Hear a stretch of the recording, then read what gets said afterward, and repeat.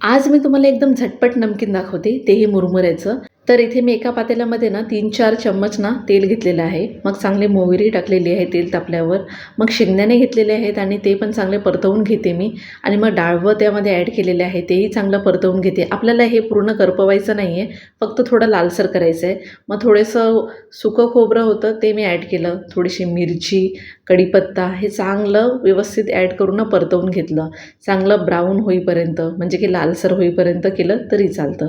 मग थोडीशी हळद आणि मसाला ॲड केला. आता मसाला हा तिखट नाही आहे म्हणून मी 2 चमचे ॲड केलेला आहे. मग त्यानंतर तेही चांगलं मी परतवून घेतलं आणि मस्त असं लालसर झाल्यानंतर ना हे मी कुरमुरे ॲड केलेले आहेत. आता हे कुरमुरे आहेत ना माझ्याजवळ हे ज्वारीचे आहेत आणि मी त्याचंच आता हे चिवडा बनवते आणि ते टाकल्यावर ना चांगलं मस्त व्यवस्थित एकदम मिक्स करून घेतलेलं आहे. ह्या चिवड्यामध्ये ना तुम्ही काजू बदाम पण ॲड करू शकतात, पण मी काय ॲड केलेलं नाही आहे. मग असं वरून मस्त चवीनुसार मीठ ॲड केलं, थोडीशी पिठी साखर आणि थोडंसं चाट मसाला ॲड करून ना टॉस करून घेतलं, म्हणजे की थोडंसं असं परतवूनच घेतलं.